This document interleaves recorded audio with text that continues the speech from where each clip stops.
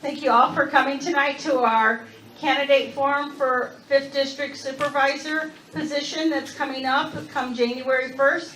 And our election is November 2nd. No, our election is, our first election is June 2nd, and we will have a runoff. So thank you all for coming. You have cards that when you came, if you hear questions that you want to ask, please go ahead and write them down. Our moderators will pick them up tonight from the League of Women Voters. This is put on by the League of Women Voters this evening, and I want to thank all of our candidates for being here. My name is Tracy Beard. I am the co-president of the League of Women Voters. This is our board up here.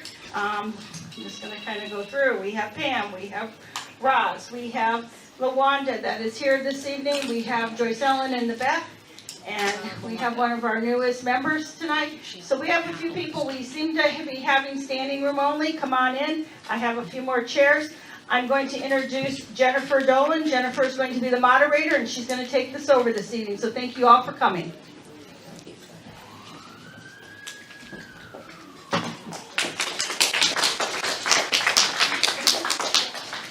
All right, thank you and welcome. Again, on behalf of the League, thank you to all of you for coming. Our purpose in the League is basically to make sure that we have opportunities for people to become informed and also register to vote and exercise their right to vote.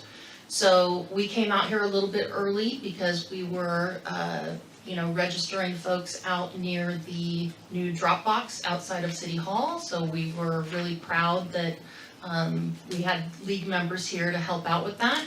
And I want to thank Joyce Ellen especially for her leadership in helping us spread the word and get people registered who want to be. Again, I would just want to kind of point you in the direction of our tabling in the back.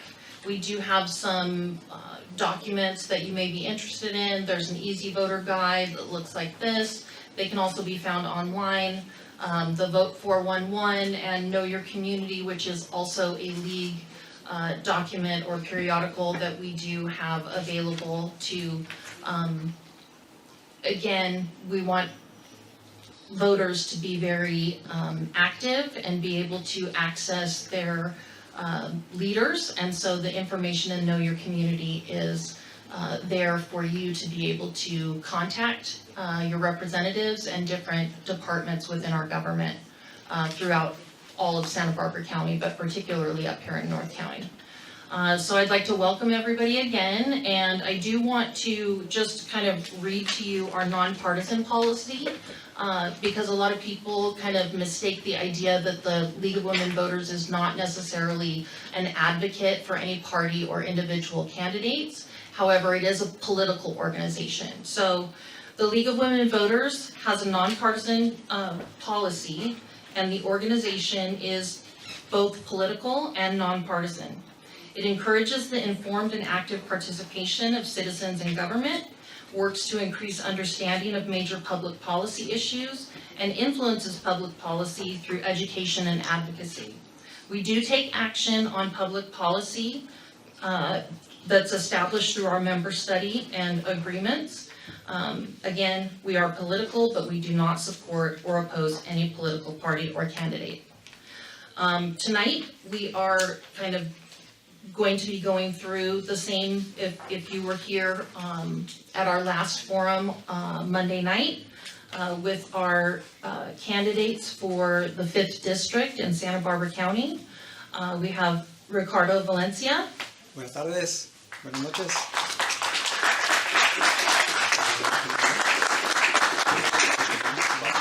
Corey Bantalan.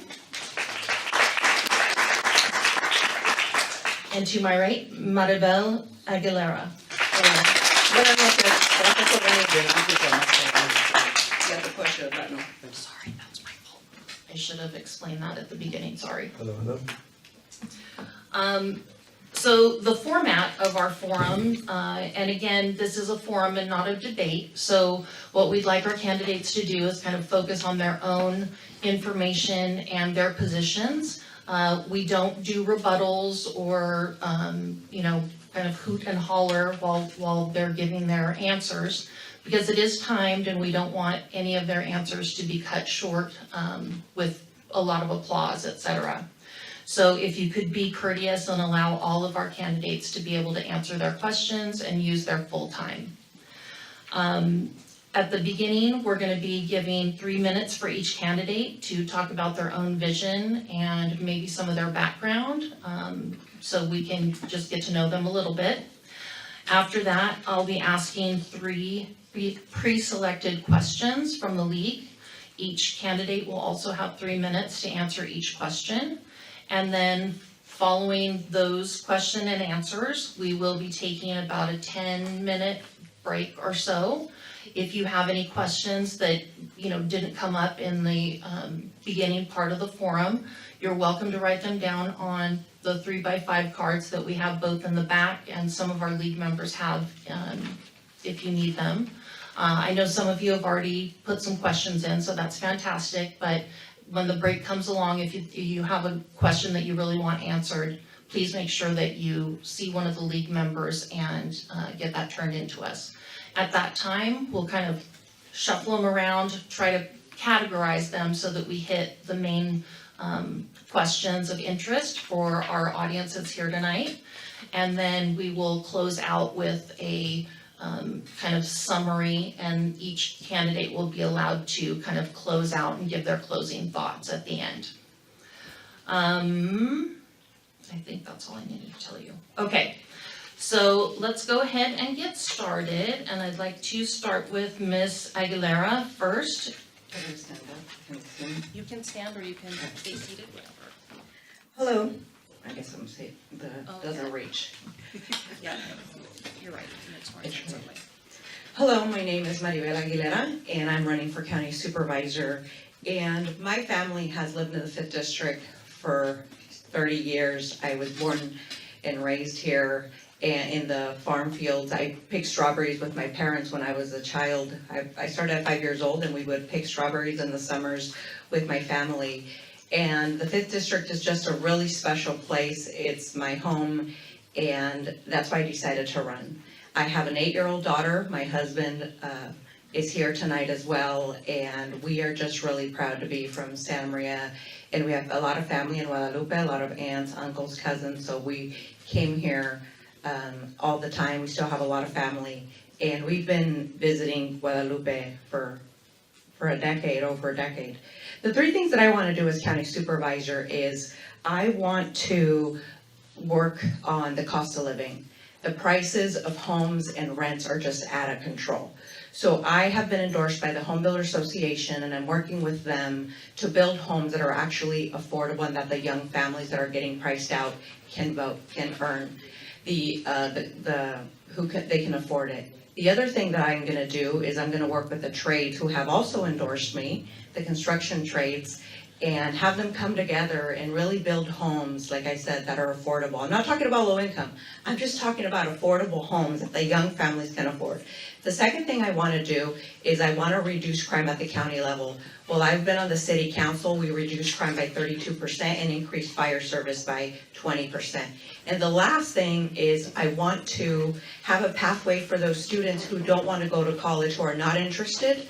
There will be after-school programs that teach them the skilled trades, how to become a plumber, a pipe fitter, how do you become a police officer, a firefighter, because they need to earn good wages, and there are a lot of pathways. So a student at Santa Maria High, Rigetti, can come to these after-school programs, learn how to work the different trades, and then determine whether they are really interested in that so that they can have good paying jobs to feed their family. And the last thing is, I'm fully bilingual. I was raised in this district, and it's just so important for me to have a good representative who really understands us and who speaks our language and who can sit at the table with all these families and really listen to what we're dealing with. Thank you.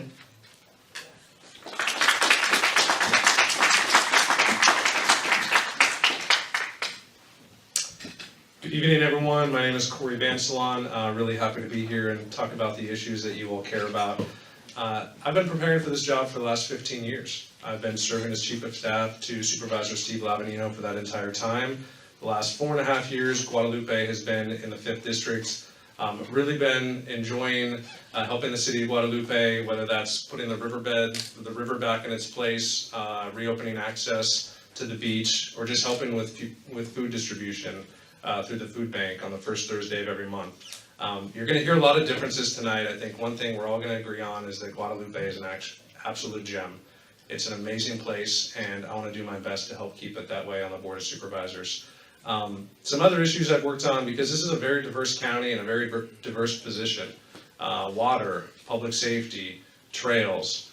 We've seen folks come from other elected positions and really struggle to learn as county supervisor. There is a learning curve. It takes a year or two really to get ready. I won't have that learning curve. I will be able to step in on day one and do the job. But one thing I really want you to pay attention to tonight, and I don't have a whole speech because you're going to learn a whole lot about us all, is who answers your questions. On Monday night, unfortunately, there were a lot of pivoting to talking points that often had little to do with the questions that were asked. My commitment to you is answering the questions that you ask. I've done that at your doors. I've been very straightforward. It's not always advantageous to my campaign even, but I'm going to tell you the right answer, or the honest answer, whether it's the one you want to hear, whether it's the one you don't want to hear, because I think we owe it to you to be open and honest and then let you decide based on that. So really looking forward to having a good conversation tonight, and thank you very much.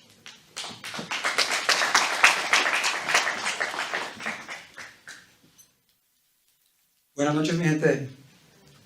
Growing up my family worked incredibly hard, but like so many families in our community, my parents didn't have a living wage or strong worker protections.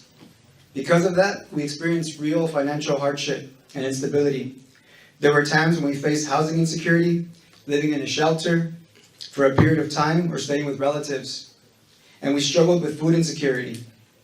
Childcare wasn't something my parents could access, and so they worked long, hard hours while my older sisters and I looked out for each other here in Guadalupe and Santa Maria.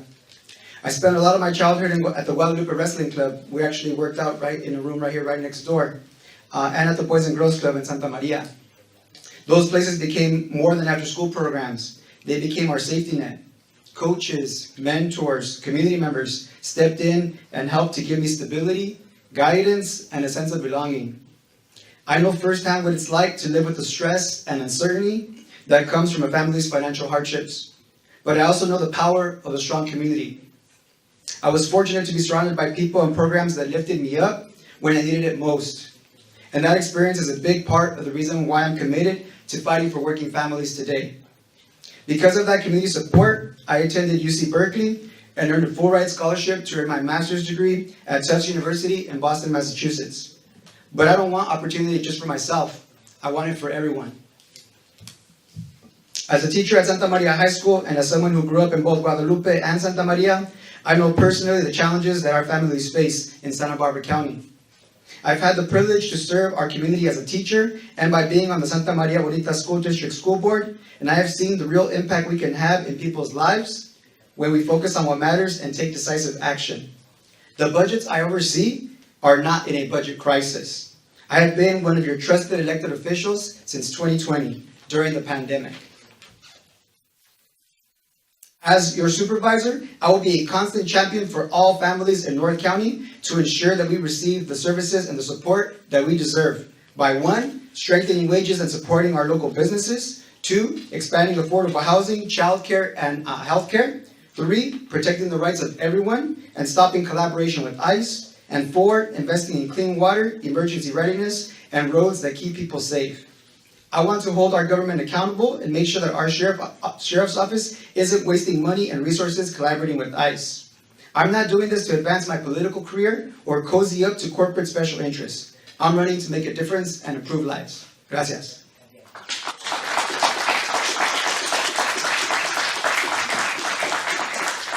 All right, thank you. And again, let's really stay focused on our own accomplishments and ideas, and not so much on the other candidates' backgrounds, if we could.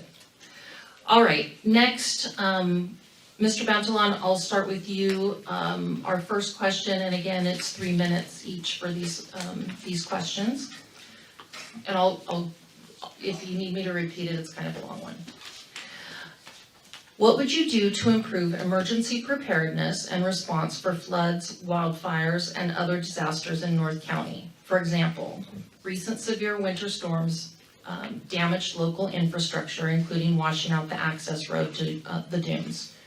And putting immense pressure on the San Maria Guadalupe River levee. What concrete steps could you take to secure state and federal funding to fortify our emergency preparedness and ensure that North County communities are not cut off during any future climate events? You're right, that was a long one. Sorry.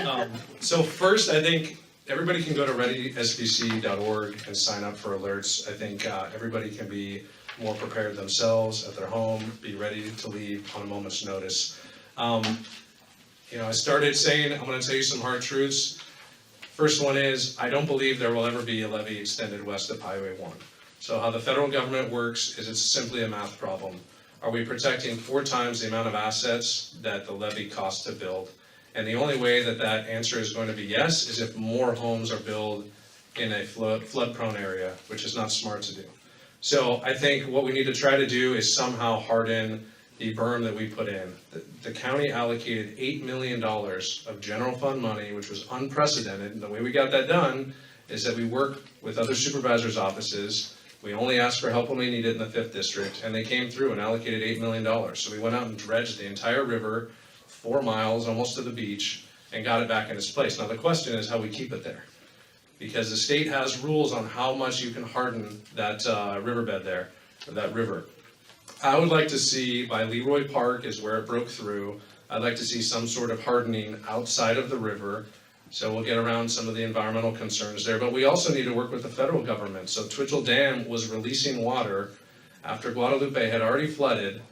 Spring is almost over, there's no rain coming, and the federal government is still releasing water, exacerbating the situation. So we need to work with Salute Carvajal's office and the federal government to try to change the rule curve there as well, hold more water in Twitchell. So it's state, it's federal, it's county, it's city. The city has a wastewater treatment plant. Partially treated effluent was going into the ocean. You could smell it. This is not good for the environment. It's not good for anybody. And so yes, I would work with all levels of government.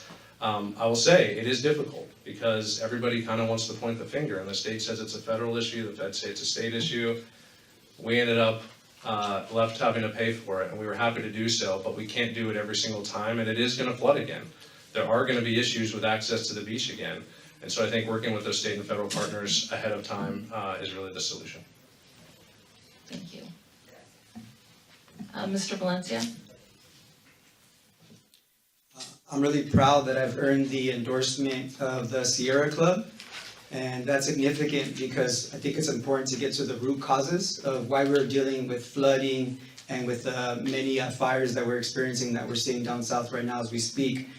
Climate change is destroying, our beloved community here in Guadalupe. So I think we need to be honest about the sources of that, of those causes.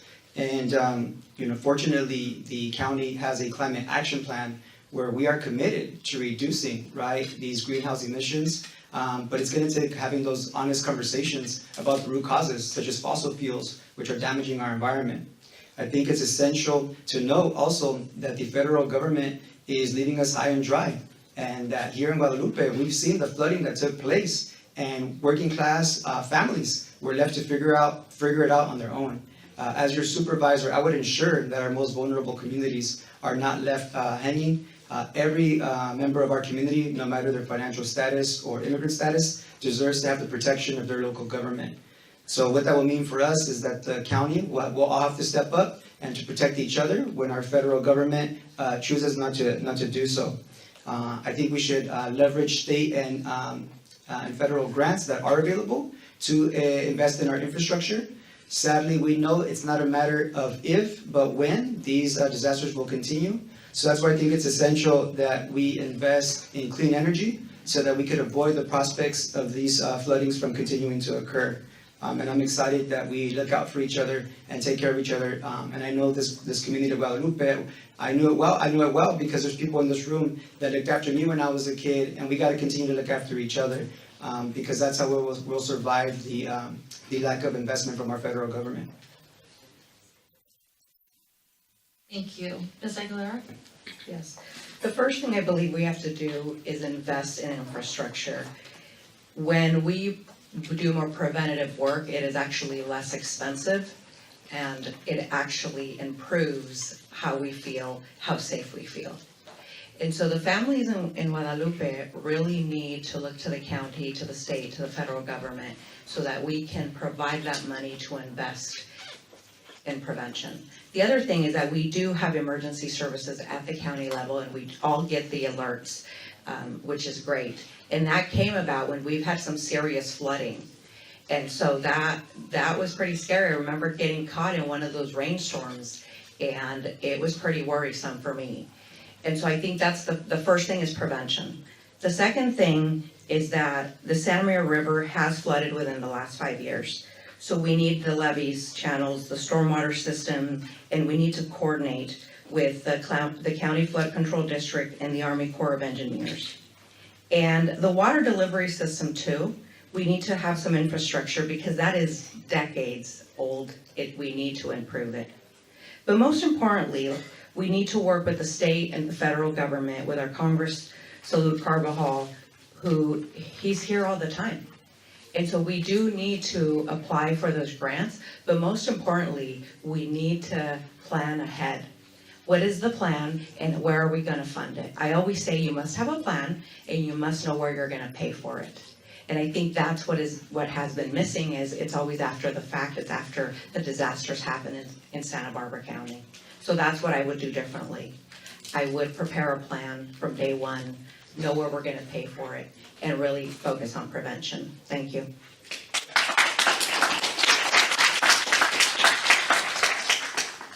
Okay, thank you. This last question, I'll start with Ms. Aguilera.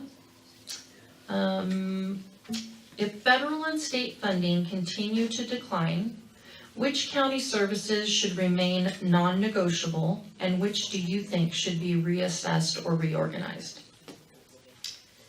Well, we're seeing it now already. Some of the county workers, 84 of them got notices that they are going to be laid off or reassigned. Where I believe it is non-negotiable is services that go to the most vulnerable, the children. We shouldn't be laying off social workers. They are the eyes and ears of our community. They keep our children safe. Children are very vulnerable in our community. The things where I think we could cut, as an example, Santa Barbara County right now is laying off 84 people, yet we are spending $4 million a year in putting EV charging stations. So we are saying that charging your car, your electric car, that most of us don't have, is more important than protecting our children and our families and our most vulnerable. We're talking about homeless services that are being cut. Those are things that are non-negotiable for me. I will never tell a child there is not enough food, there is not enough shelter. Those are the things that I think, as society and as protectors of children, are non-negotiable. Everything else comes second. Thank you. Thank you. Mr. Amplon? Yeah, so just to answer the question directly, I think public safety is the most basic responsibility of local government. That is what we have to focus on. Other things like roads, obviously, as well too. Now, some of the funding from the state and federal government, you can't just replace that on an ongoing basis. There are one-time funds and there are ongoing funds. Right? There's only so many times you can pay your car payment with the pennies in the couch. You can only do that once or twice. You can't do that on an ongoing basis. And so I think to say that, oh, we're not gonna do these, EV chargers or whatever the one-time project is, that doesn't actually get you to a sustainable budget. And unfortunately, when the federal and state government make cuts, that is their priorities, that they're telling us that these programs are not priorities. The state just came out with the governor's May revise. It basically said we're getting $0 additional dollars for these programs. So the state government doesn't care enough, the federal government doesn't care enough, And the county, if it was a 1 or 2 year problem, I would agree. We need to fill that gap. But when it's an ongoing problem on an annual basis, the budget's a zero-sum game. What else are you gonna cut? And I don't think the examples that were given would be enough, right? And so I think we gotta be realistic, and I think public safety's gotta be number one, and then we work down from there. Yes, I don't wanna see the social safety net destroyed either, but when the state doesn't make it a priority, it's really difficult for us to pick up the piece every single time as we've been doing. Thank you. Friends, Oh, sorry, Mr. Valencia.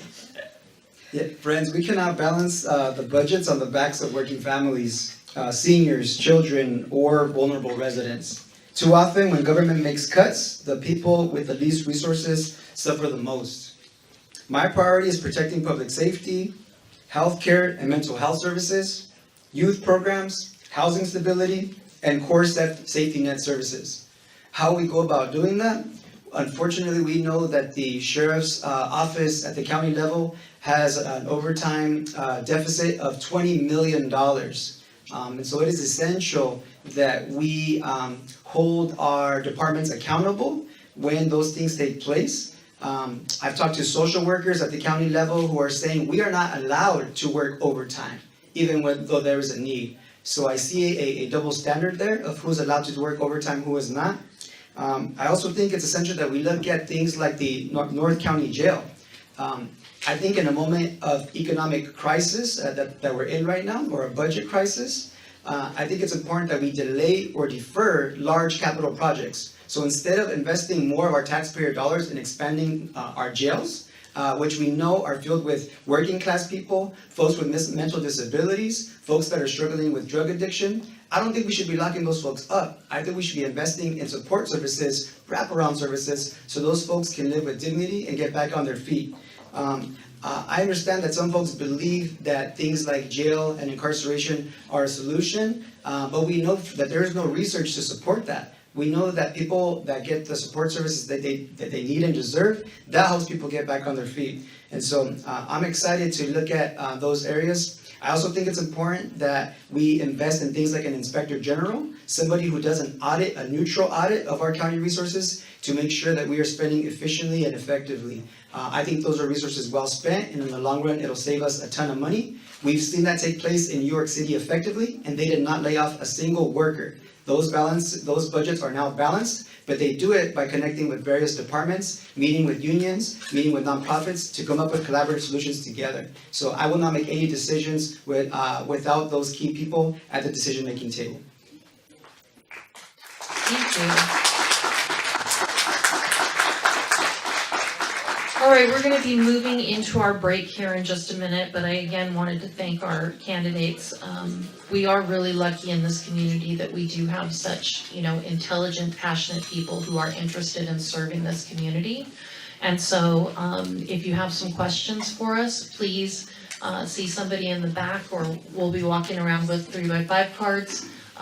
You can write down your questions, turn them in, and then in about 5 to 7 minutes, we will get together and, like I said, organize the questions, and then we'll try to get to as many of those as we can after the break. Thank you.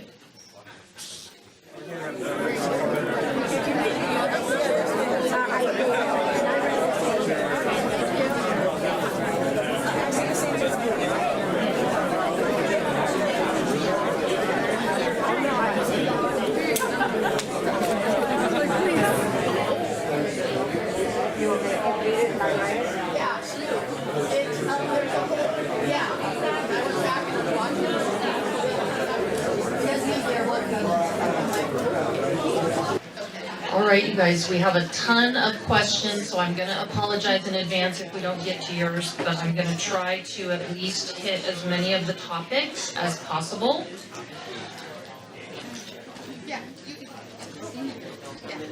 So one of the questions that did come up at some of our previous discussions were about mental health, so I wanted to start with one of those.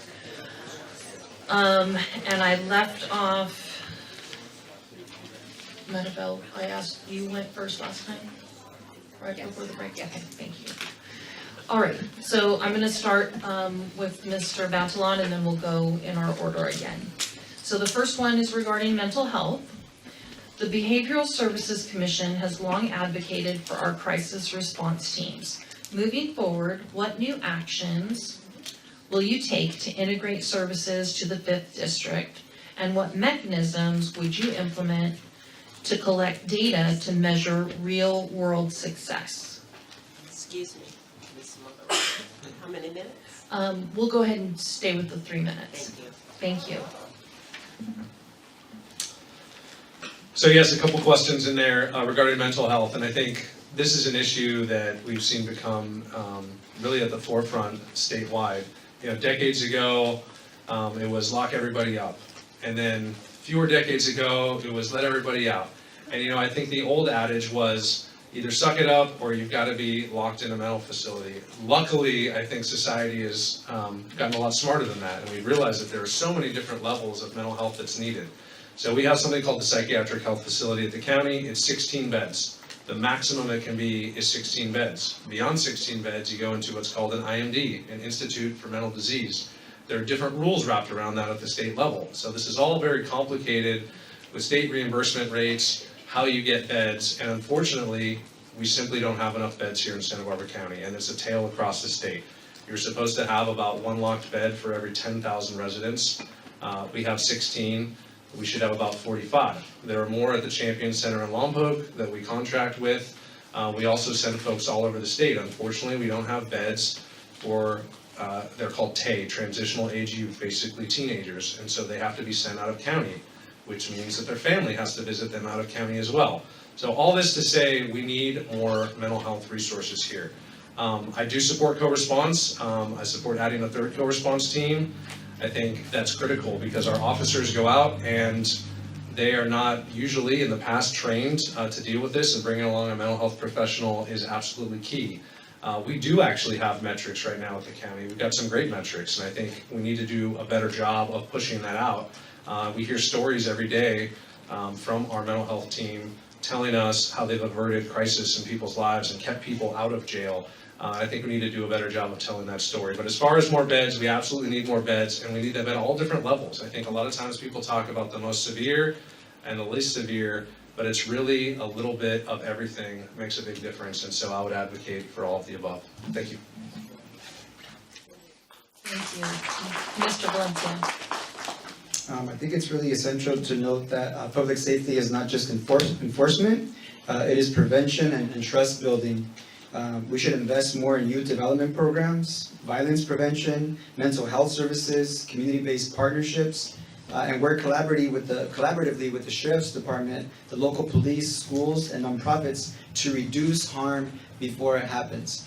I remember a few years ago seeing a video of a gentleman in Santa Maria that clearly had severe mental health issues, and unfortunately was actually shot and killed. I think it's essential that instead of resorting to violence, that we instead bring mental health professionals to be able to de-escalate those types of situations. And I think it's, there's dire consequences when we don't invest in that prevention. Using data, is essential. I, as a teacher, remind my students to look at the facts, right? And not just make judgments based on our own biases. And so I think it is essential that we look at data to inform our decisions. And we know from the research that actually investing in mental health professionals actually saves us more money in the long run than investing in incarceration and expanding our jails. Because we know that many of the people in our jails suffer from mental health issues, suffer from substance abuse issues. I've seen this play out in my own family, and I know what can happen when people receive the services and the support that they deserve. I think we should continue to invest in diversion programs. The county has been very intentional about trying to keep folks out of our jails with these types of supports, with wraparound services. Again, we know that it's cheaper to do so, and it's more humane to do so. So as your supervisor, I would prioritize remediation and support services over incarceration. There are way too many young people, way too many people of color in our jails, and we need to do everything in our power to avoid that. Thank you. Thank you. Ms. Aguilera. We are actually already doing that at the county level. In watching the budget hearings, I learned that we are spending $6 million in partnering a sheriff, which is trained in crisis intervention, and a social worker. So a social worker and a sheriff go out and take these calls where they already de-escalate. What I would do is I prioritize more funding there because we only have 3 teams, we really need 4. And this is where the biggest gap that you see in the 5th district is happening. I have a friend here who's had to make that call many times for one of their youth children where it's been really difficult. They call me and ask for help, and we've always gotten the services from the county for my friend. But I think this is where the county services gap that hurts the District 5 the most, is that we need to focus more attention into prevention and mental health. Priorities, really capacity. We need bilingual clinicians, youth and adolescent treatment beds, substance use disorder treatment, and crisis response have to exist in our area. What Hope Village didn't take into consideration is that you were gonna put people of all ages in one location. And so we should have really separated the youth who are college age, who are closer to Hancock, who have transportation needs, and the mental health elderly who have much more fragile bodies in a different area. So that's what I would do differently. The second thing is that we really need to look at making these services accessible to the Santa Maria and Guadalupe families and giving them reasonable timeframes in which they get these services. Early intervention at the schools, mental health is so important. Family support, prevention programs. So in our schools in our district right now, they're not getting all the services they need because, as you guys know, I volunteered to do minors counsel. And some of my clients who are 9, 10 years old are dealing with serious mental health issues, and the parents are at a loss because they don't always get the services or the resources they need. And third, integration, which is what you are asking about. Mental health, substance abuse, primary care housing, and justice involvement are deeply intertwined. So we have to stop looking at it as one problem, but how do we solve all the other problems? Because when somebody is mentally ill, there's other problems that follow. Our residents a lot of the time cycle through these systems, but not because we're not trying to help them, it's because we don't prioritize. So the county has invested significant resources, but we need to do more. And I want District 5 to be a model where we have coordinated bilingual community-based behavioral health systems where other counties can look at us. And so that's what I would focus on. How do we collect data that we need? We're out there, we're doing the work. We just need to bring the data and hire an analyst to look at the data and to tell us, because all our decisions should be driven by data. Thank you.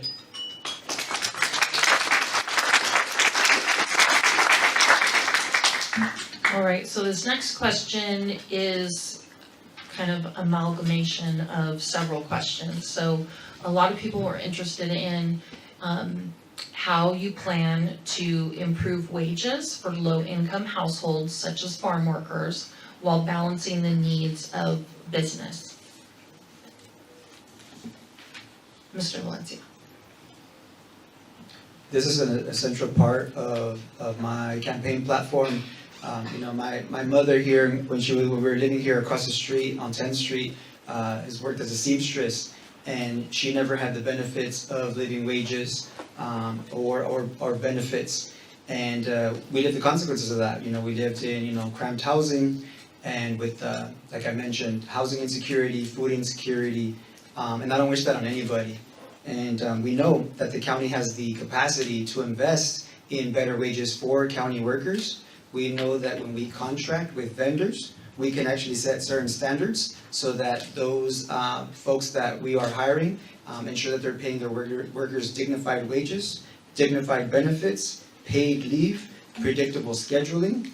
And we also know that transparency also helps. So we want to make sure that the folks that we're contracting with give us the honest data so that workers know whether they're being taken advantage of. We also know that other counties have taken the lead on this. Ventura County, Santa Clara County have been investing in living wages tied to public contracts, and Santa Barbara County, shouldn't fall behind on that. I think it's essential, I've been endorsed by the International Brotherhood of Electrical Workers, the plumbers and the pipe fitters, because they know I'm a champion. As a proud union teacher, they know that I'm going to champion working people. And I've gone to the facilities where they are training the next generation, right, of trades people, and these are good paying jobs. And so I want to see more collaboration with our local universities, Cal Poly, shout out to Mr. Jaime Cuellar rocking Cal Poly gear, more collaboration with our community colleges at Allen Hancock College, and as a teacher at Santa Maria High School, I've seen the benefits of how our young people, when they are invested in, when they learn the trades, when they learn about more opportunities, our communities will be able to thrive. And so I think in a nutshell, it's essential that we note that we have industries here like space, aerospace, we have green energy jobs that we can invest in that pay well, medical technology. And so I think it's essential that we invest in workforce programs that are tied to measurable outcomes. So better wages, career advancement, and long-term economic stability. And I think we need to focus on our youth with the youth workforce pipeline that connects our young people to local industries, paid internships, mentorships, and career pathways. Thank you. Thank you, Ms. Aguilera. Yeah, the District 5 needs jobs that pay enough to live here. I am a big believer in dignified wages. And I am aware that the state is looking at AB 2646 to raise minimum wage for farm workers to $19.25 an hour. But what happens when you increase wages, you also have unintended consequences. And so we really need to look at that. So my solution would be to look at bringing areas that we have not really looked at. We know that Vandenberg is coming. They're going to have an IPO soon. And so that's going to bring a lot of jobs here. And even though that's in District 4, the workforce and supply base will live in District 3. So that's where the housing comes in. If you prepare and you build housing and they live here, then they go to work at Vandenberg, but you get all the tax from all those sales, the sale revenue. So we must be positioned aggressively in Guadalupe and northwest part of Santa Maria as a workforce hub for aerospace growth with workforce development partnerships. Second, healthcare. Dignity Health is a major employer. The third is agriculture, ag tech, processing, packaging, equipment, technology to capture more. And the skilled trades, which I have been talking about with the Youth Empowerment Program. Working, housing construction, water infrastructure, and road repair, that would create jobs that are living wages. I truly do believe that we can bring and attract those areas that have dignified wages.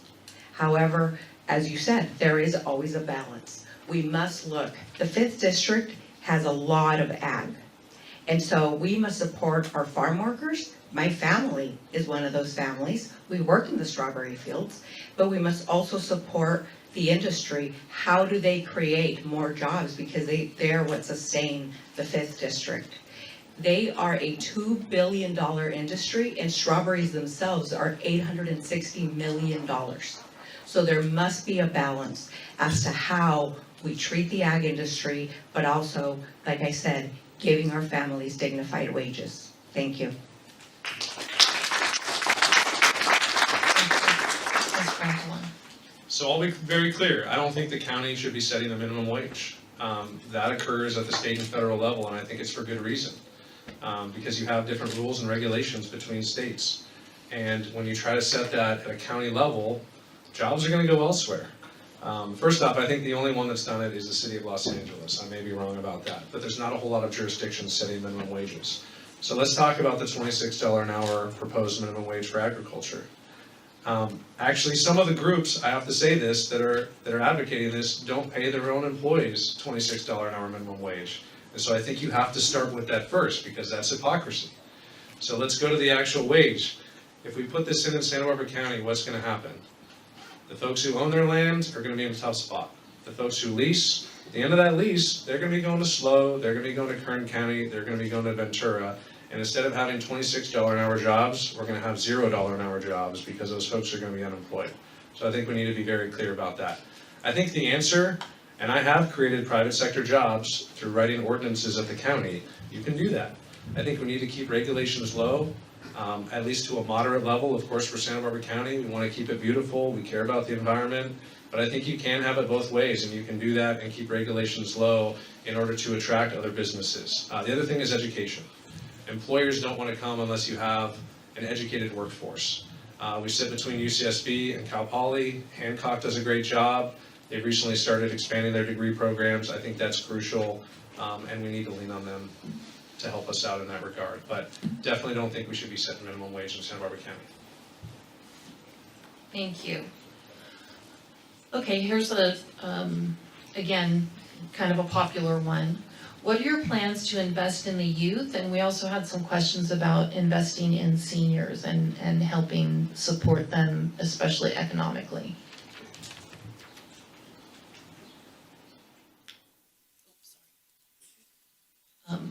Maribel, I think it's your turn. Okay. Well, as you guys have heard, I've been talking about the youth empowerment program that helps the youth focus on their passion. Because I truly believe that if you give a young person something to do they're passionate about, keeps them busy, they're not engaging in alcohol and drugs. And so there's many things that our youth are interested in. And so this is where the after-school programs come in. I've written the plan. It's $700,000. $700,000 is not a lot of money when you're looking at the government. And so it's one budget item that would bring results, because when you invest in youth, you get 100% of your return. So this involves getting transportation buses for the federal government, because there's a lot of federal dollars. Because transportation is the biggest hurdle that parents tell me, because they work till 5, 6 o'clock, that they can't get their students to these programs. And so you'd get these buses from the federal government, put cameras for safety reasons, put the students there, and bus them to the different locations. The biggest expense is going to be the instructors that we have to pay to teach them how to work with wood, with electricity, with music, all of the trades that the kids are interested in because they want to work with their hands. Many of our youth are addicted to their devices. And so this would get them outside, talking to other people, but learning how to work with their hands. And that's how I would support the youth. As seniors suffer a lot of the times from being alienated because they lose their friends, they lose their family. And so having programs for them as well. The cities of Guadalupe and Santa Maria, I think both do a good job. They both have senior centers where people can come and congregate. And when somebody is feeling down, they get around other people, they start to feel better. And so having programs and having locations where people can come together is really what I would prioritize. I would look at just the different city in Guadalupe, and that's where I would partner with the cities. Because the seniors are always, a lot of the time, they're dealing with food insecurity as well, and housing insecurity. So that's how I would support the seniors. Thank you.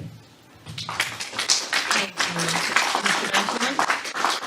Well, I agree. I think we're all addicted to our devices, not just kids, unfortunately. But yes, I think we need to do more with parks and trails. I think we're going to talk about the River Levee Trail here in a few minutes. I help open Orchid Trails, and we don't have enough trails here in North County, and parks as well. We don't have a Parks and Recreation department at the county, and that's very clear. We don't do recreation, we do parks.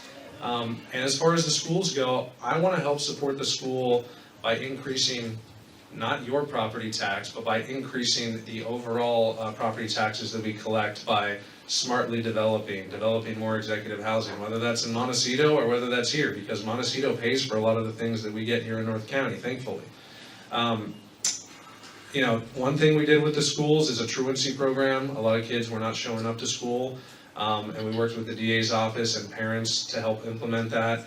But $700,000 even, where is that money coming from? Again, it's a zero-sum game, and so it's a big balancing act. I would love to do more for kids, but it's not directly in our purview. The county is mandated to do certain programs. There are wants and there are needs, and I want to help the kids, but it is not statutorily required like other programs are. As far as seniors, we've seen the Area Agency on Aging is sort of folding right now. They're going to be partnering with a nonprofit to hopefully keep that alive, and so I do think we need to do more there.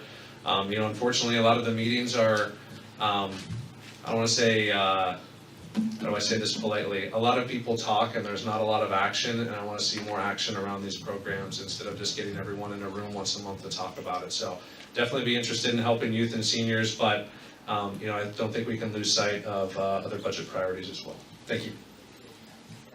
Thank you. Mr. Valencia. When I was a youth here in Guadalupe during my elementary years, unfortunately we didn't have access to a boys and girls club at the time, and so me and my friends started to resort to things that young people shouldn't at that young of an age when they don't have opportunities. At the time I was even thinking about joining a gang.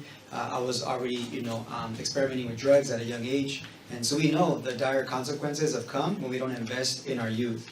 And so for me, it is essential that the county leverage its resources to invest in job opportunities for our young people, because we know from research that when our young people, right, have the opportunity to have gainful employment, right, they're going to be able to support themselves and support their families. That's based on research, and so not only is it the fiscally intelligent thing to do, it is the morally right thing to do.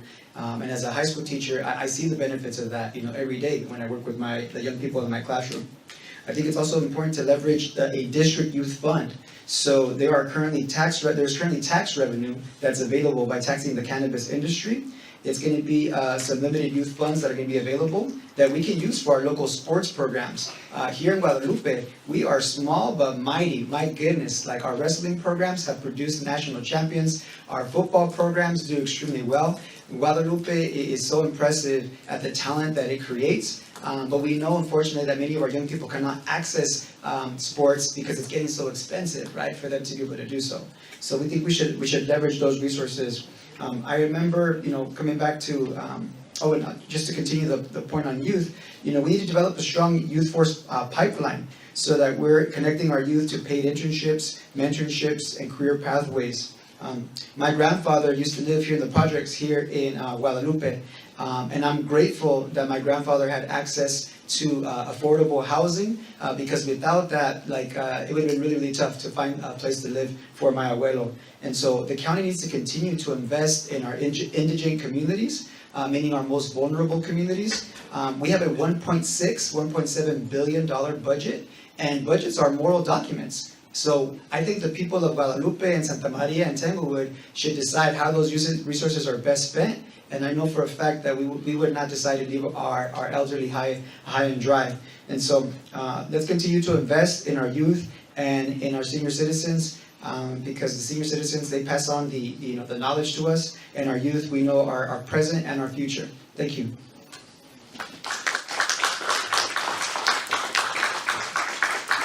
All right, thank you. I think I'll go with then, since it has come up, Mr. Bantalon, do you support opening the levee trail connecting Guadalupe to Santa Maria? Yes, but I'll expand. So the draft EIR environmental document just came out actually last week, so you all can take a look at that. The preferred project is to just open the gates, which I do have an issue with, because I do think that there are some real valid concerns having to do with, mostly frankly pets running off into the fields. That's a real food safety issue, but it's not one that we can't overcome. We have trails next to multi-million-dollar houses in Montecito, next to the prison in Lompoc. And so, well, actually the prison farm in Lompoc, also right next to the riverbed. I think the challenge is that you have agriculture on both sides of the levee trail, which is something new. It's really easy to put up a fence on one side. When you have both sides and folks have rights to go between each side, that's an issue. On the west end, we haven't actually secured access yet with the landowner. So where does the trail end? Are you gonna cross the railroad tracks? You've got Bonita School Road to deal with. So I think there's a lot of questions, but I also think we can come up with the answers. Do we pave it? Do we put lighting? What's the security? So I'd like to really dive into that and figure that out, how much that's gonna cost. We're looking at state grants to make that happen. I'm absolutely in favor of the trail, but I think we need to do it in a thoughtful manner. And maybe we open it incrementally as well. I think there's some different ideas out there, but I'm looking forward to tackling that issue. Thank you. Mr. Valencia? I'm absolutely in favor of opening up the levee trail connecting Guadalupe and Santa Maria. I think it would be not only a wonderful symbolic gesture because our destinies are tied together. We know that in low-income communities of color especially, there is a limit of green spaces. And I think everybody should be able to enjoy those benefits, not just affluent communities in Montecito, but our low-income and middle-class families as well. We know that when we have these green spaces available, it impacts our health outcomes, right? So we literally live longer when we have access to these green spaces. I've seen even research that shows that the happiness, right, of a community also increases because we are connecting to each other as human beings. I've seen, this month is, a major cycling support month. And so I'm seeing how our communities are coming together, our families are coming together, but we need to have safe places, right, where we can ride our bicycles because we know that unfortunately, many of our cities weren't designed with bike safety in mind. And so as a county supervisor, I would continue to champion transportation roads that are safe to bike in, and I think the Levee Trail would be a good example of that. So I'm really excited to partner, right, with Guadalupe and the county and Santa Maria to make that a reality. Thank you. Thank you, Ms. Aguilera. When we are talking about priorities and what we spend money on, I believe it would be irresponsible to be spending money on a trail when we are laying off social workers and county employees and we are short on essential services. Not only would that affect jobs in the ag industry, because it would it would actually contaminate some of our food because people are so close to it, but it's gonna cost millions of dollars. So what I would support is expanding the 166 because Santa Maria and Guadalupe are sister cities. We have a lot in common. So I would focus on getting the money, working with SBCAG to get money to work with Caltrans, the state and the federal money that we get to expand the 166. That's been a two-way highway for a very long time. And on the side, you would have the trails. I think it would be irresponsible to put it close to farming. Thank you. Thank you. Again, several questions came up about how, as the incoming 5th District Supervisor, would you plan to establish a working relationship with the City of Guadalupe? Mr. Valencia. I'm proud to have earned the endorsement of, one of the current city council members, Cristina Hernandez. And for me, it's quite easy to develop the relationship because I'm homegrown. This is my community. Every time I come here to our events, our Viva el Arte events, these are world-class events that bring artists, from around the country to perform right here in Guadalupe. And I'm so grateful to that because we know that many of our families don't always have access, right, to these world-renowned acts. And so for me, that relationship is already present. I've also earned the endorsement, of one of our local school board members as well, Jose Pereira. So we are colleagues as school board members. And so for me, the relationship is already there. It's just about expanding upon that relationship. And we know, unfortunately, that sometimes we work in silos in government, but I'm really excited about bringing our communities together. I think no decision should be made about Guadalupe without the people of Guadalupe. I don't pretend to sit up here and have all the answers and the solutions. In fact, during the break, I was just checking in with one of the community members, Ms. Lisa Hen, and she was talking about what's up with our seniors. What are we doing to protect our senior residencies? And so, and I told her, hey, I'm really glad that you're here so that you can advocate for the people in this community. Because I believe in a co-governance model where I do not make decisions by myself. I make them keeping in mind our working families, our unions, our youth. And I think that's what separates me as a candidate is I have a long history of being a coalition builder, of being a multiracial, multi-generational coalition builder. This campaign is indicative of that. We have over 100 volunteers of all colors, all economic backgrounds, fighting to champion working people. And so for me, this relationship between Guadalupe and Santa Maria is essential. And being somebody who was raised in both communities gives me an advantage that others do not. Thank you. Thank you. Ms. Aguilera. As I've sat on the city council in Santa Maria, I've gone to work with some of the council in Guadalupe, and we sit on some boards. But the other important thing is that I've actually been involved in recreation in Guadalupe, because a lot of the children go to Santa Maria, and Santa Maria come to Guadalupe for recreation. And I've been a teen mom, as I said. I have an 8-year-old daughter. So I really do believe that Guadalupe is an amazing city. We're a beach town. We forget that. There's so much we can do here, and we just haven't given it the attention, the resources, and it really needs a true representative that's really gonna stand up for Guadalupe. And I've been spending a lot of time here, and as I stated, I've been coming here since the 80s because I have a lot of family that live here. But most important, I think, is looking at the people from Guadalupe and getting to know them. While I've been here, I've already learned that the Wi-Fi doesn't work all the time here. All the families in Guadalupe are paying $60 a month, yet they're not getting the service they pay for. And that is a breach of contract from the companies. And so when we talk about making decisions for Guadalupe, we should be inviting the community. We should be having forums like we're here today. We should be having town hall meetings, because we must talk to the people of Guadalupe. And a lot of you guys are here, like I said, my family, I've done recreation with some of you. So I've already started and been doing that for many years. Now, the last thing, I think the missing piece is, what is important to Guadalupe right now, today? What do the people of Guadalupe want? And how do we move forward, like I said, with Santa Maria being the sister city? That's really what I'm excited about. Thank you. Thank you. Mr. Benjamin.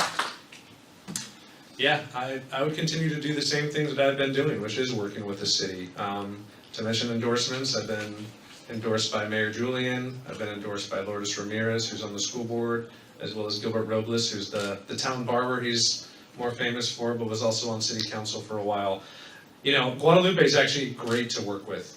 They're super appreciative. They want any and all help from the county, state, and federal government. I think we can help them get there a little bit better by partnering on some grants. You know, I think they are ripe for grants here, and I think they could get more. They do get a lot, right? We got them $8 million to put the river back in place. State money is coming in and rehabbing a park just a few blocks from here. A lot of things are happening in Guadalupe. I think we need to build on that momentum. Also help with Caltrans. So, as some of you know, there are multiple projects going on in town. Everybody should know, actually. But there's a couple more coming, and I think, unfortunately, the project that some folks are really interested in, which is signalization of Obispo and also at Guadalupe Street, might be delayed. And so we need to hold Caltrans's feet to the fire. The railroad is trying to put up some roadblocks or rail blocks. And Caltrans might have to go back out and scope that EIR document again and delay it again. And I think we need to hold their feet to the fire. I think SBCAG members can help a little bit with that. Also, eventually, I mentioned it before, I think the treatment plant is going to have to move again, or at some point, because it got flooded. Is there a collaboration with the city of Santa Maria? I'm not sure. The counties is a little bit farther down the road, but I think we need to work on that as well. And then, you know, Santa Maria and Guadalupe are just very different places. In Santa Maria, I don't hear folks who want Santa Maria to grow. No one wants Santa Maria to turn into Oxnard. The city seems to, by expanding it. Guadalupe, I think people do want to grow. From what I've heard, you all want a real grocery store. And it takes about 10,000 people to get there. I think it's about 8,700. And so I think there's just very different priorities, and definitely want to respect what the residents and the council do and help them get there. Thank you.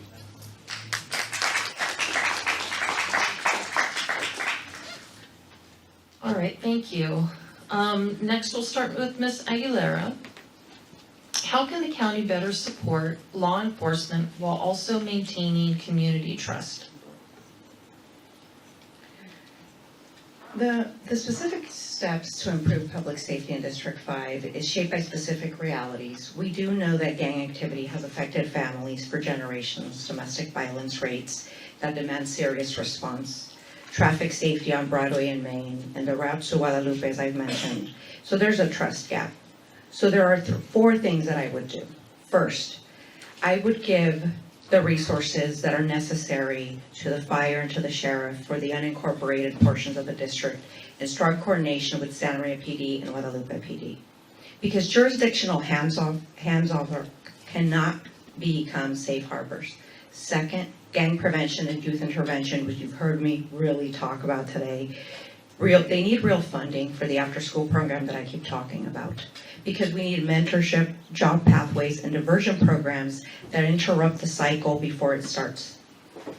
As I've served as minors counsel, I've seen the real results and the real problems when we don't help these families. Third, I think we need to look at the victims and help them a lot more, bilingual advocacy, because this is the largest unaddressed public safety issues that we deal with. And fourth, traffic safety. The city of Santa Maria is a leader in that. We just approved to look at a lot of people are running red lights, as you guys all know, and so it's become unsafe. And so we're looking at how much it would cost. We approved for the Santa Maria Police Department to install cameras to be able to keep us all safe. Because public safety is not just about policing. It is the whole county that we need to look at, because we're all connected. And like I said, if you don't feel safe in your neighborhood, you don't feel safe going to the park with your family, then you don't want to live here. And quality of life is so important. So as to fire safety as well, Santa Maria has been the leader in that. We improved our fire safety by 20%. And while I've been on the council for the city of Santa Maria, we reduced crime by 32%. That means taking real action and putting the resources where they belong, using technology to advance. City of Santa Maria is using drones. So I would support using drones for fire safety as well. There's so much we can do, but public safety is something that we cannot take lightly. Thank you. Thank you, Mr. Francois. Yeah, thank you. I think it was more on law enforcement, but if we're talking public safety, I think one improvement that we've made recently, and this is countywide with all the cities as well, is something called borderless response. And I don't think a whole lot of folks knew that we didn't have this before. So you could be sitting in Orchid and call the fire department, and Santa Maria could be right there and they wouldn't have shown up, and now they will. And that crosses boundaries all over the county, and I think that's a real plus for everybody. On the sheriff's side, I will say that 98% of the 5th District residents live in a city, either Santa Maria or Guadalupe. So there's not a lot of interaction with the sheriff's department and the public. Obviously, Tanglewood is the other 2%. If you're driving county roads in between, you might encounter them as well. So there's not a lot of involvement, but I would say always more training. I think the more training you have, the better our law enforcement interacts with the public. We already talked about co-response. I think that builds a lot of trust as well. Not trying to handle situations that they aren't trained for, or training them for those situations. And then something that, I still struggle with, I think it was probably the worst decision the Board of Supervisors has made since I've been around for 15 years, and that is not approving the STAR facility. After the state paid for most of what is now the North County Jail, and it will be expanding again, they said, hey, do you want some more money? We will pay for a facility that's going to be the cheapest beds, it's going to have the most mental health treatment, all this wraparound services that everybody wants, and the Board of Supervisors says, no, we don't want it. And now what are we doing? Now we're spending that money, more money, on expanding the North County Jail. And so I think that would have gone a long ways, because unfortunately the jail is our de facto mental health facility as well. And so we need to show people that we are pro-law enforcement, but we're also empathetic, and I think that would have been gone a long ways to showing that. Thank you. Thank you. Mr. Valencia. I think, it's essential for law enforcement and there to be community trust, but unfortunately that trust has been breached, especially because our federal government is having our police officers, our sheriff deputies collaborate with ICE. So that's creating a lot of fear, where many of the people in our community are no longer willing, right, to report crimes in their neighborhoods because of the fear of deportation. So I think it's essential that our county pass ordinances, local laws prohibiting collaboration with ICE. We know from recent reports in our local press that the sheriff's office reported approximately a dozen cases of situations where immigrants were taken from the county jail and passed over to ICE. That's not supposed to happen, but there was approximately 99 cases of that actually happening here in our county. And just to give you a comparison, in Los Angeles County, there was only one case of that happening. And so if we want to build trust in our community with law enforcement, we got to make sure that our communities know that the police and the sheriffs are not collaborating with ICE. And unfortunately, that trust has been severed. So we need to build that. So I'm excited about the opportunity to work with our sheriffs, to work with our local police departments, so that they understand that we're going to adhere to the law. In California, it is illegal for law enforcement to collaborate with ICE. And so we need to make sure that we're holding our sheriffs and our police officers accountable to that. And I know my friend is a police officer here in Guadalupe. He's devastated by that collaboration. It is costing not only us our taxpayer dollars, but it's literally dividing our families. I think it's also essential that we invest in culturally relevant education for our police officers and our law enforcement. I know that our officers usually want to do the right thing, but because of biases, especially biases that we often don't see because they're unexamined, bad things happen, right? There's linguistic barriers also.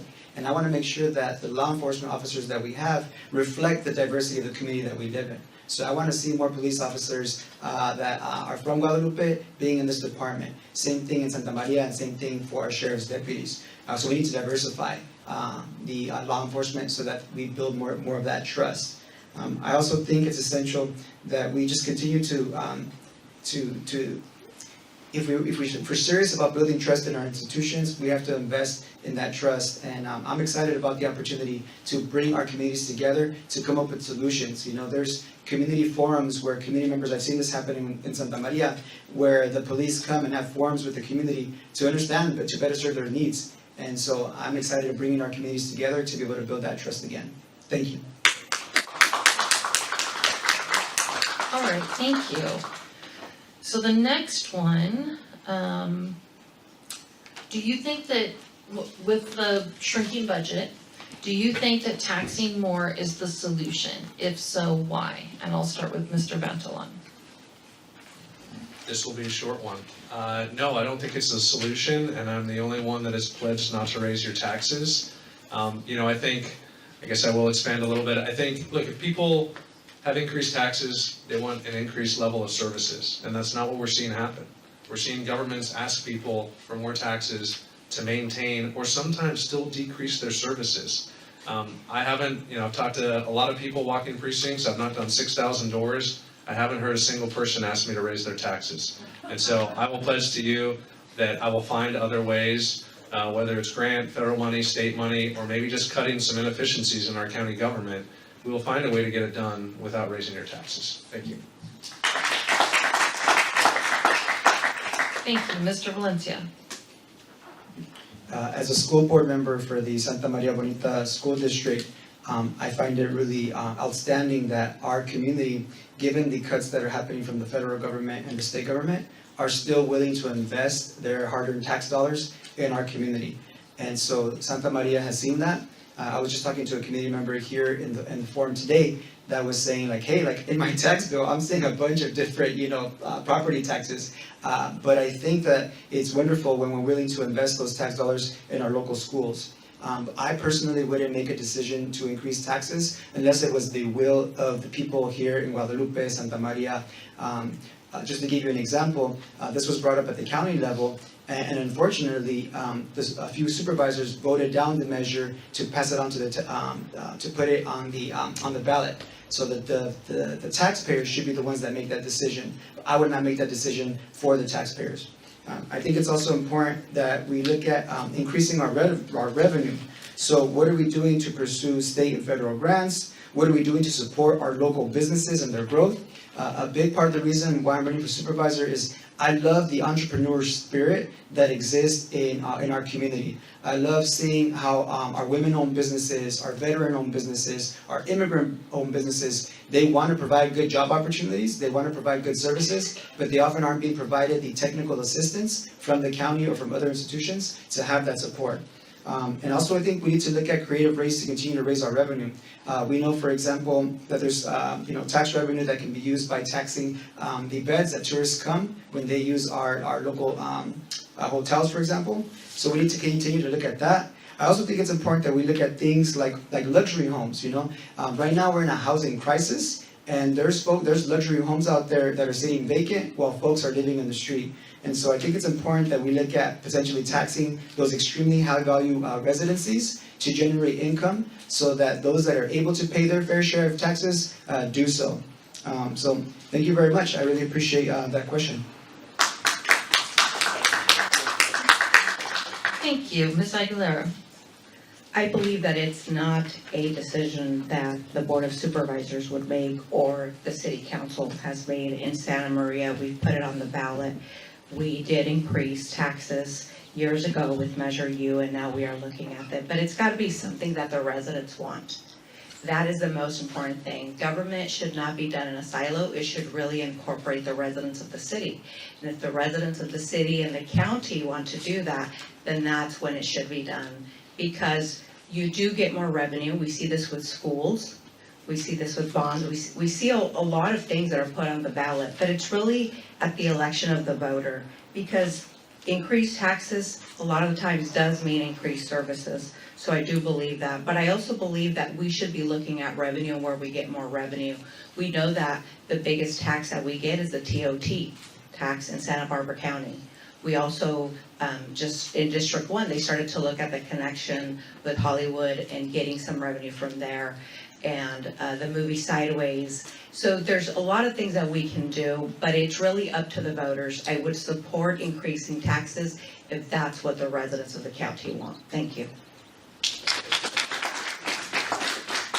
All right, thank you. We're getting kind of close to our ending time, but I want to get a couple more questions in. This one has come up many times and we didn't get to it on Monday. So we'll start with Mr. Valencia. How should the county improve road maintenance, pothole repairs, and infrastructure in rural and unincorporated areas?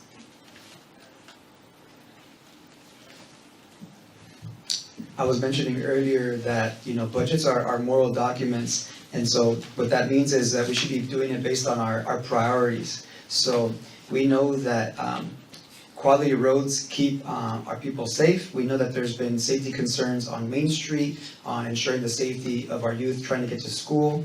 And so investing in our infrastructure in the long run saves us actually tax dollars. So I fully support prioritizing that within the county supervisor budgets.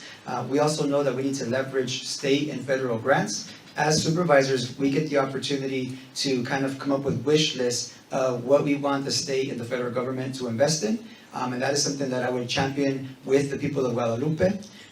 We know also that it can be costly not to fix these roads, not only on our personal vehicles, but it also makes it more difficult in case of emergencies. We know that there's fires happening to the south right now as we speak. And so I think it's essential that we use our tax dollars effectively, fixing those potholes so our vehicles are well maintained and so that in case of emergencies, our people can get to the emergencies safely. So I think those are tax dollars well spent. And from talking to the people here in Guadalupe, I think they would agree, definitely they would agree that that's money well spent as well. Thank you. Thank you. Ms. Aguilera. Yeah, this I actually have gotten a lot of calls on potholes at City Council in Santa Maria. And it's been great because the City of Santa Maria has really done a good job. So within District 5, we look at the areas that are Santa Maria and Guadalupe. And most of the city streets are within the city limits. So that would require collaboration. But the county manages key arterials, county roads, and agricultural fringe, flood control, stormwater, that ties our city together. So really, we gotta look at the capital investments that we're making and the underinvested areas. So my approach would be first to push for fair capital allocation, because District 5 does generate significant revenue and we deserve investment commensurate with that contribution. We need to look at our roads and really put them on a list. SB-CAG has actually already started doing that. They go to Washington, D.C. and as the county, they're small but mighty. And I sit on that board as an alternate. Second, like I said, we need to partner with the city of Santa Maria and Guadalupe on the shared corridors and intersections where the city and the county jurisdiction meet so that the potholes and safety issues do not fall into the gap. Third, we must pursue every available state and federal infrastructure dollar. We have SB1, ATP, we have disaster resilience funding, and we've got to make sure that our projects are in the pipeline, but that they also get completed. In the city of Santa Maria, we have a list of the roads, and we just talked about it 2 city councils ago, where Mahoney and Black Road, which are big corridors, are gonna get fixed. And fourth and most important is transparency. We need to publish these lists so that we know where we are on the list, and we need to make progress. We need to hold county government accountable, and we gotta see how our tax dollars are spent. Because our residents pay the same taxes as anyone else, and we deserve infrastructure that reflects that. Thank you.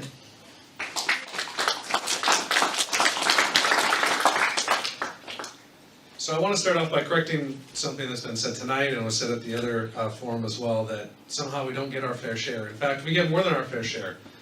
Because the 5th District is mostly within the city, most of your tax dollars go to the city of Guadalupe or the city of Santa Maria.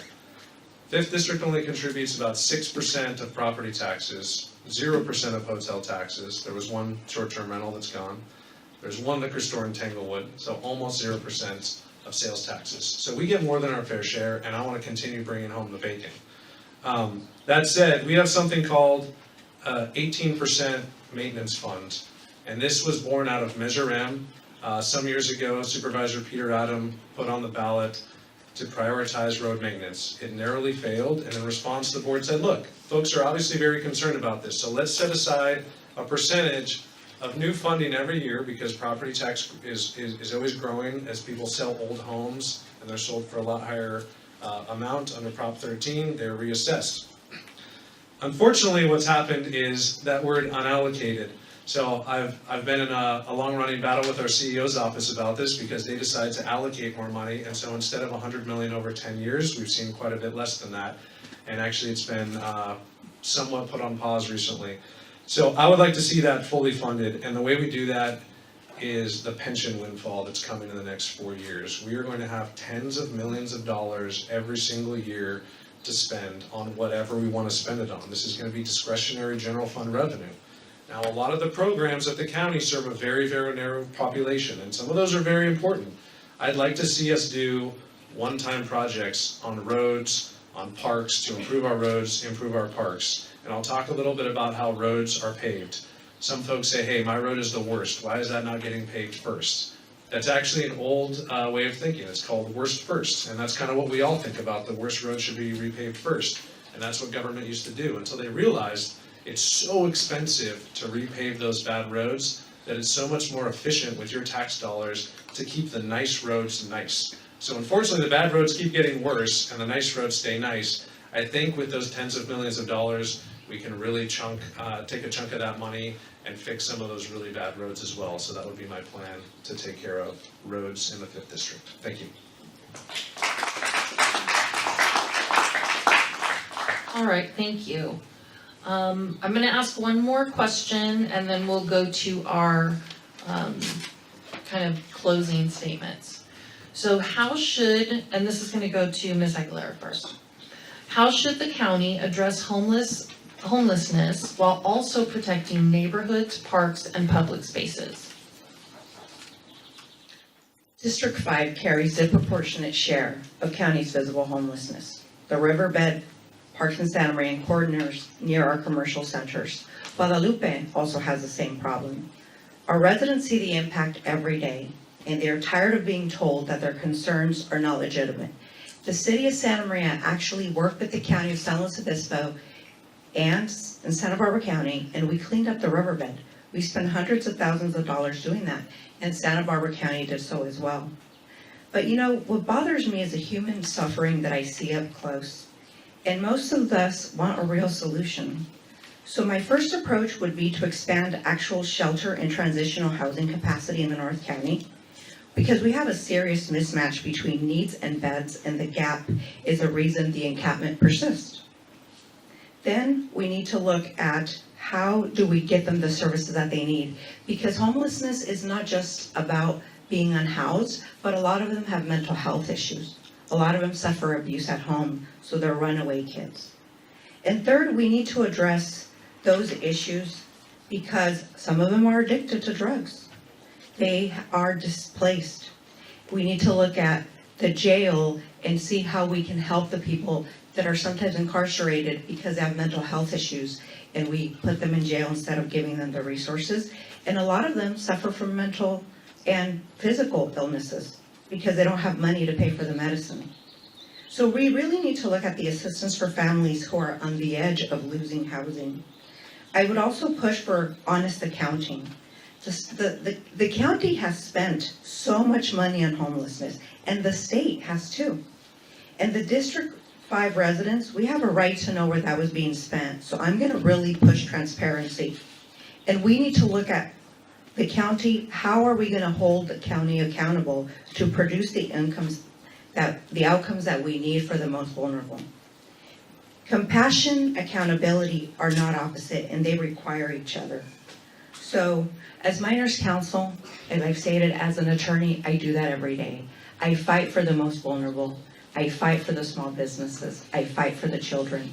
And that's what I would do in this case, because the homelessness issues that we're dealing with in Santa Maria and Guadalupe are serious, and we really need to help that population. Thank you. Thank you. Mr. Bentley? I would mostly agree with that sentiment. I think all of us up here want to help solve the homelessness issue. But I will say, I think the county is being held accountable. We put Hope Village on county property directly across the street from the Board of Supervisors. Because the city didn't want it at Motel 6 on Main Street, we said, you know what? Put it right next to us. This is a great spot. There's wraparound services there. They have to be clean and sober and can stay there for 6 months as we try to get them other housing opportunities. So I was out in the riverbed when we helped clean it up, and I told this story on Monday, and I'll tell it again. The first tent we went to, the gentleman had a pellet gun, and he had it there for his own safety, and he started to reach for it, and the sheriff said, don't reach for that, and they pulled their weapons. Thankfully, crisis was averted, but that person was fearing for his own safety, because there's also crime against different homeless individuals out there. There's sex trafficking. There was a syphilis outbreak. This is a public health issue as well, along with mental health, alcohol, other drugs that were mentioned. Another encampment that I went to over on Jones Street, there was a gentleman by the name of Rabbit, he called himself. He couldn't have been more than 20. And I said, what about your family? What's your relationship like? And he said, I burned those bridges, and I don't blame them, because I've done some bad things to my family. When talking to the homeless czar at the county, he says that's really the solution that we've been seeing work the most, is that family reunification. Because I think a lot of it is in the mental health space, drug and alcohol space, and getting folks back on the right path. But once they are back on the right path, having that support system, and there's no better support system than family. So I want to support those efforts as much as possible, continue what we've been doing. You know, I don't think you can overpromise on homelessness. Some people say we're going to solve homelessness. I don't think we're ever going to solve homelessness, but we need to mitigate it. We need to make it as small of an issue as possible, both for the folks who are experiencing it and the community as well, because that was part of the question. You know, a lot of the folks in the riverbed were coming down to Prescott Park. Families just wanted to enjoy a good time at the park.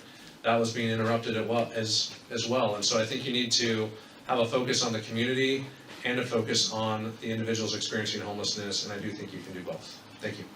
Thank you. Mr. Valencia? This issue is definitely personal because my family experienced homelessness. We actually lived in a shelter in Santa Maria, and I don't want any housing instability for any person in District 5 or in our country. We have one of the wealthiest states in the nation, fourth largest economy in the world if we were our own nation, and yet we have some of the highest child poverty rates anywhere. But I do think that there are solutions to this issue. Hope Village was one of those examples that was just brought up. Something that really gets to me is that a lot of times folks view homelessness as a character flaw issue. And that's just not the case, because we have working families that are working full-time and still can't afford to rent, and definitely not to buy. So this is clearly an issue that the people of District 5 are struggling with. Guadalupe and Santa Maria used to be known, right, as affordable places to live. And now our prices are starting to look like we live in the Bay Area or Los Angeles in terms of how unaffordable it is. And I've been hearing those concerns from the residents of Guadalupe and Santa Maria, and those are concerns that I take to heart. We know that homelessness cannot be solved with enforcement alone. We need compassionate, effective solutions that move people into stable housing and support long-term recovery. That means expanding supportive housing, mental health services, addiction treatment, case management, and pathways to permanent housing. We must improve coordination between county agencies, nonprofits, healthcare providers, and outreach teams so people are not falling through the cracks. And I think it's essential that preventing homelessness is just as important as responding to it. So rising rents, stagnant wages, healthcare costs, and the lack of childcare all contribute to housing instability. Furthermore, we know that tenant protections are a big issue as well. So we need stronger tenant protections and expanded legal aid services so renters are not unfairly displaced or exploited by bad landlords. Too many residents do not know what housing resources are available to them. And the county must improve outreach and navigation services so our families can actually access supports that already exist. And I support regular housing and homelessness community forums so that residents, workers, nonprofits, and local businesses all have a seat at the table. So I'm excited to bring all the various stakeholders together to come up with solutions that work for the people of Guadalupe and Santa Maria. Gracias.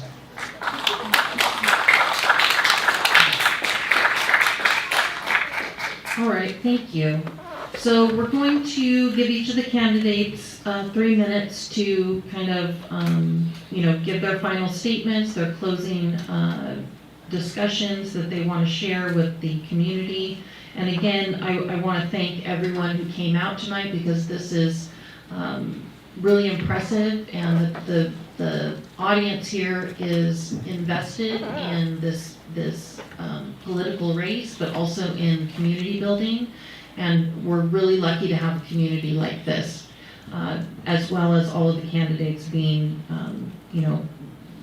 caring enough to want to serve this community and do what's best for all of us. All right, I'm going to kind of start in reverse order. Since we started with Ms. Aguilera, I'm going to start with Mr. Valencia. So first of all, I just want to thank the League of Women Voters for organizing these forums. It's so wonderful to see all the gente here. Clearly, we are invested, right, in the future of our community, and I'm so excited to do that with all of you together. As mentioned, I have the distinct honor of having been raised in both Guadalupe and Santa Maria. That is the distinction that separates me from the other candidates. And I think that's important because my lived reality has prepared me for the challenges that come with being a supervisor. I also have the distinction as a school board member of having earned the LEAD Award recently. And what that means is that I've been a champion for equity, meaning that we provide resources where they're needed most, including making tough decisions when necessary to center the needs of people. And as your supervisor, I would continue to center the needs of working people, of our middle class families who are being left out of the prosperity of our country. Another important distinction to keep in mind is that I was honored by this community with the North County Leader of the Year Award. And when I asked my community, well, why did I get that award? They said, well, we see you standing up, Ricardo, for working families, for women, for youth, for our seniors, for immigrants. And we need more values like that as a supervisor. And so I did not run for office because I thought, pick me, like I'm your leader. The community said, Ricardo, it's your turn to step up and defend working people. I've been doing this since I was a teenager at Santa Maria High School. In fact, when in Santa Maria, when there was talks of bringing an ICE facility here to Santa Maria, I showed up to the city council meetings to say, do not separate our families, do not bring an ICE facility here, and look at the terror that it's creating for our families. And so my leadership is based on standing up for working people, for immigrants, and those that need the support the most.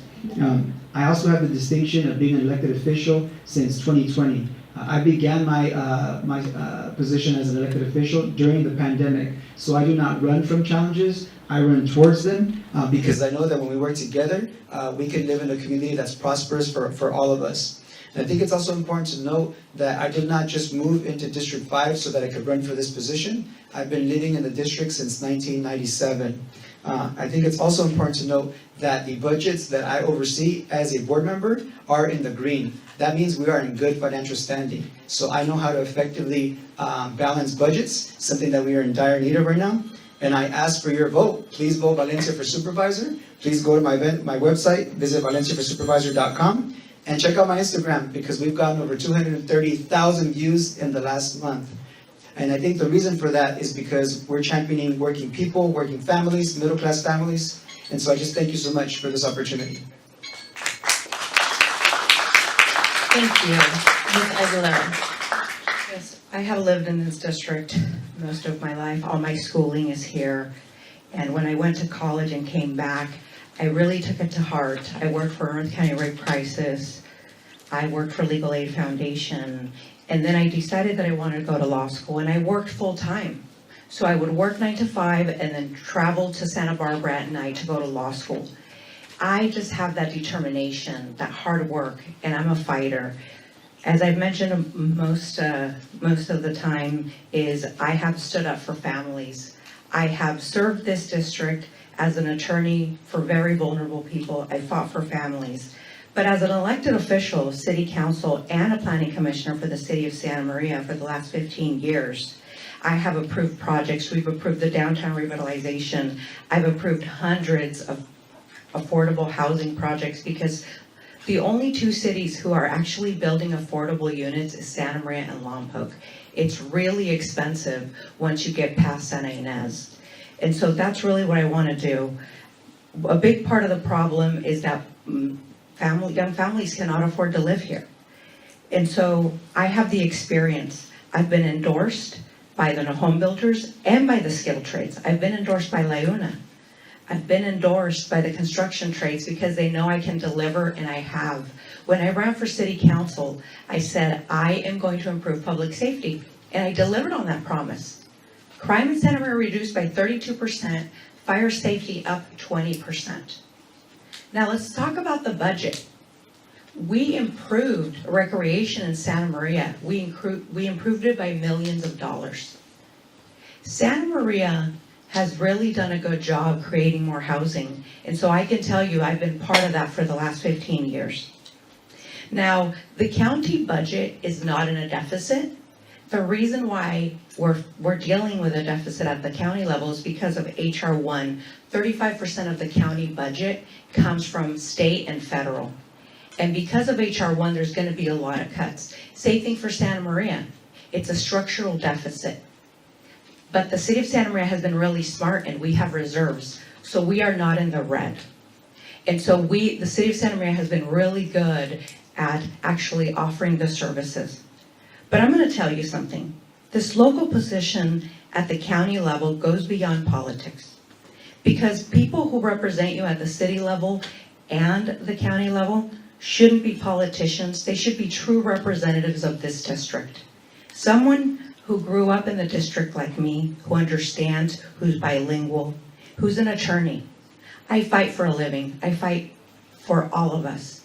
And so that's why I believe that we need somebody who understands policy and will represent us.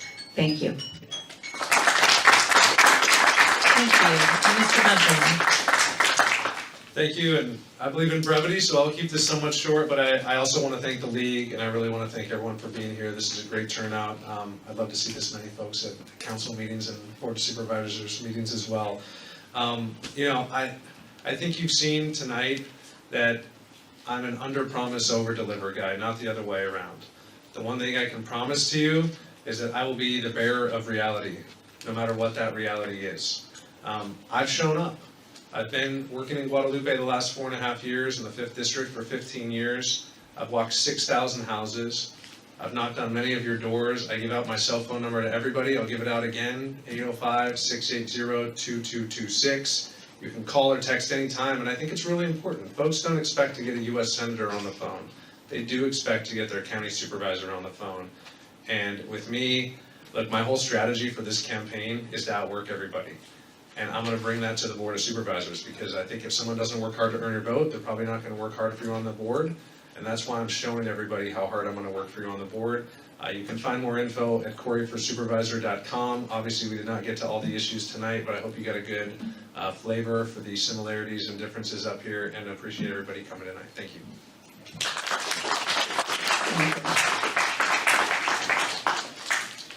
All right, Tracy's gonna wrap us up, and again, thank you to everyone who came tonight.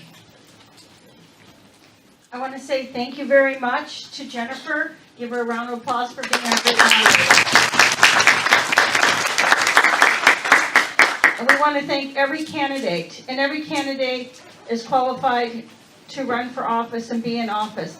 It takes a lot to put yourself out here to run for office, so everyone stand and give them a round of applause.